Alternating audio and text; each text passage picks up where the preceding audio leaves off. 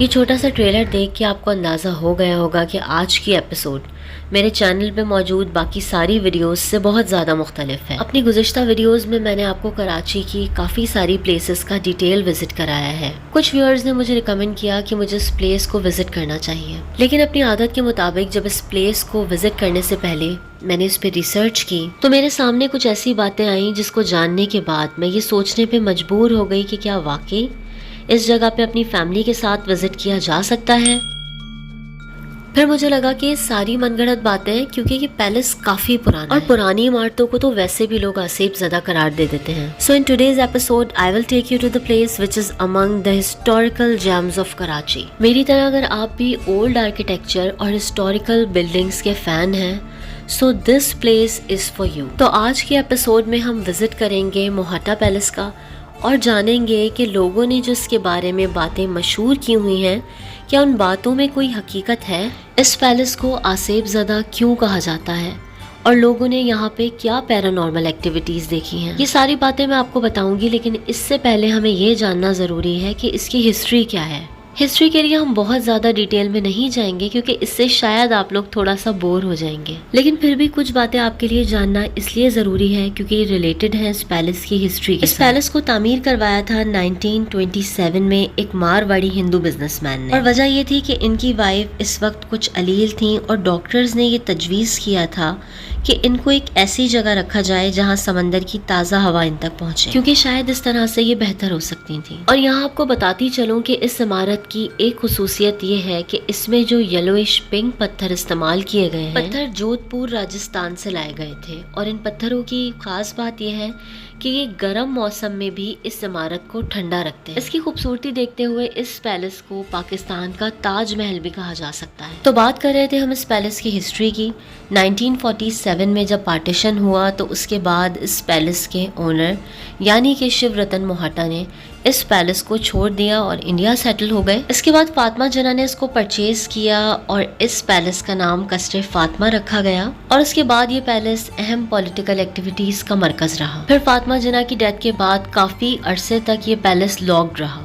उसके बाद इसको सिंध गवर्नमेंट ने टेक ओवर किया और इसको एक म्यूजियम में ट्रांसफॉर्म कर दिया। यहाँ पे आपको मैं एक बहुत इंटरेस्टिंग बात बताती चलूँ कि इस महल के अंदर एक सुरंग मौजूद है और ये टनल तकरीबन 1 किलोमीटर लंबी है और ये इस महल को मिलाती है एक पुराने मंदिर से, लेकिन अब इस टनल को दोनों तरफ से क्लोज कर दिया गया है। इसके बाद हम बात करेंगे यहाँ पे होने वाली पैरानॉर्मल एक्टिविटीज के बारे में। कहा जाता है कि इंडस यूनिवर्सिटी के कुछ स्टूडेंट्स को एक प्रोजेक्ट मिला जिसमें उनको किसी ओल्ड बिल्डिंग के बारे में डॉक्यूमेंट्री बनानी थी। उस ग्रुप ने अपनी डॉक्यूमेंट्री के लिए इंतखाब किया मोहट्टा पैलेस, और स्टूडेंट्स के मुताबिक वीडियोग्राफी के दौरान उन्हें मुस्तकिल ऐसा महसूस हुआ कि जैसे कोई चीज उनका ताक़ुब कर रही है या फिर उनको मुसलसल देखा जा रहा है। कहा जाता है कि रात के वक्त इस महल के अहाते में कुछ साए मंडलाते हुए नजर आना बहुत आम सी बात है। गार्ड्स के मुताबिक रात के वक्त इस महल में कुछ लाइट्स जलती बुझती नजर आती हैं, जबकि रात के वक्त इस महल में कोई मौजूद नहीं होता। दिन की रोशनी में आप इस वीडियो में महल के खूबसूरत मनाजिर देख सकते हैं,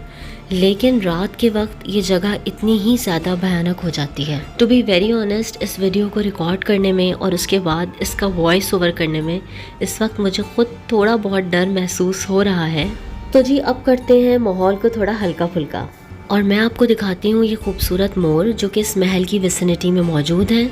इन्हें उमरकोट से मंगवाया गया है और ये महल में आने वाले विजिटर्स और बच्चों की तवज्जो का मरकज़ बने रहते हैं। अपनी वाइफ के लिए खरीदे थे, तुम्हें पता है?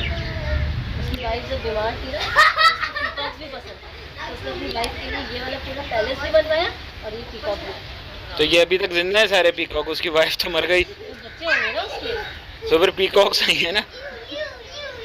बच्चे होंगे ना उनके ये सारे, लेकिन तुम देखो उसने कितना ब्यूटीफुल पैलेस बनवाया, बड़ा ही फारिग आदमी है। ताजमहल बनवाया और उसने एक यहाँ पे ये पैलेस बनवाया।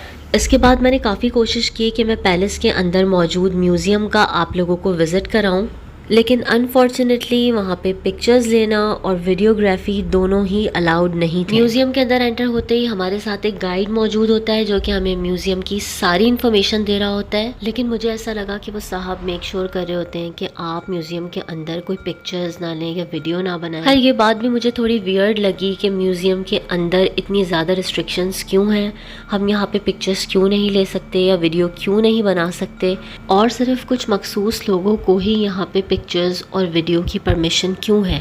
म्यूज़ियम के अंदर की अगर हम बात करें तो यहाँ पे काफ़ी सारी पेंटिंग्स मौजूद हैं जिसमें मशहूर आर्टिस्ट सादकैन की पेंटिंग्स भी शामिल हैं। इसके अलावा सिंध की सकाफत से रिलेटेड काफ़ी सारी पिक्चर्स, मॉडल्स और हैंडीक्राफ्ट्स मौजूद हैं। इसके अलावा यहाँ पे एक सोवेनियर शॉप भी है। म्यूज़ियम के एक हिस्से में कायदे आज़म की सियासी जद्दोजहद और ज़िंदगी से मुताल्लिक़ तस्वीरें आवेज़ा हैं। यहाँ पे एक जगह ऐसी भी है जहाँ पे बुद्धा से रिलेटेड काफ़ी सारी नवादिर मूर्तियाँ मौजूद हैं। तो अब बारी आती है इस जगह के बारे में अपना एक्सपीरियंस शेयर करने की। सबसे बेहतरीन बात इस जगह के मुतालिक वो ये कि ये बहुत ज़्यादा वेल मैनेज्ड और बहुत वेल ऑर्गेनाइज्ड जगह है। हर चीज़ को बहुत बेहतरीन तरीके से ऑर्गेनाइज़ किया गया है। तो अब सवाल ये है कि क्या वाकई ये जगह आसेब ज़दा है या नहीं। तो इस महल के अहाते में घूमते हुए मुझे ज़रा भी डर महसूस नहीं हुआ। बच्चे भी यहाँ पे बहुत आराम से खेल रहे थे। म्यूज़ियम के अंदर मैंने बच्चों को ले जाना मुनासिब नहीं समझा। मैं जब म्यूज़ियम के अंदर दाखिल हुई तो उस वक्त मुझे बहुत अजीब सा फ़ील हो रहा था। मुझे ऐसा फ़ील हो रहा था कि यहाँ पे एक अजीब सी खामोशी है और मैं बहुत ज़्यादा अनकंफर्टेबल फ़ील कर रही हूँ, जिसकी वजह से मैंने जल्दी जल्दी ये म्यूज़ियम देखा और बस मैं फ़ौरन बाहर आ गई। इसके अलावा जैसे कि इस महल के बारे में मशहूर है कि दिन की रोशनी में भी यहाँ पे कुछ साए मंडलाते हुए नज़र आते हैं। ये सब चीज़ें ना मैंने देखी ना मैंने एक्सपीरियंस की, लेकिन हाँ एक बात जो कि हकीकत है वो ये कि यहाँ पे आकर आप थोड़ा अनकम्फर्टेबल फ़ील करेंगे। मुझे नहीं समझ आया कि इतनी पुरसुकून और इतनी खूबसूरत जगह पे अनकम्फर्टेबल फ़ील करने का क्या रीज़न हो सकता है, या फिर इन्होंने इतनी ज़्यादा सिक्योरिटी यहाँ पे क्यों रखी हुई है, पिक्चर्स लेना क्यों अलाउ नहीं करते हैं। हालांकि पाकिस्तान में और भी बहुत से म्यूज़ियम में विज़िट कर चुकी हूँ जहाँ पे पिक्चर्स और वीडियोग्राफी की इजाज़त है, लेकिन शायद यहाँ का अमला इन सारी बातों को जानता है। कुछ चीज़ें रिकॉर्ड हो चुकी हैं, कुछ पिक्चर्स ऐसी आ चुकी हैं जिसकी वजह से इन्होंने मुकम्मल तौर पे अब इस पे पाबंदी लगा दी है। बहरहाल मैं इस नतीजे पर पहुंची कि अगर आप ओल्ड आर्किटेक्चर के शौकीन हैं, हिस्टोरिकल बिल्डिंग्स पसंद हैं, तो आपको मोहटा पैलेस का विजिट ज़रूर करना चाहिए। इसके बाद आपने वीडियो में देखा होगा कि हम पहुंचे हैं अमीर खुसरो पार्क, जो कि मोहटा पैलेस से कुछ ही डिस्टेंस पे वाक़े है। ओल्ड क्लिफ्टन में आपको ऐसे बहुत सारे पार्क्स नजर आएंगे। पार्क में हम थोड़ी देर बैठे और उसके बाद मगरिब से पहले पहले हम यहाँ से निकल गए। आई होप कि आज की वीडियो आपके लिए बहुत इन्फॉर्मेटिव होगी। मोहटा पैलेस के बारे में, इसकी हिस्ट्री के बारे में आज हमने बहुत कुछ जाना। इसी तरह से अगर आप कराची की कुछ और प्लेसेस का विजिट करना चाहते हैं तो चैनल को ज़रूर सब्सक्राइब कीजिएगा। बहुत अच्छा लगता है जब आप लोग लाइक और कमेंट करते हैं, चैनल को सब्सक्राइब करते हैं। अपना बहुत ख्याल रखिएगा। अल्लाह हाफ़िज़।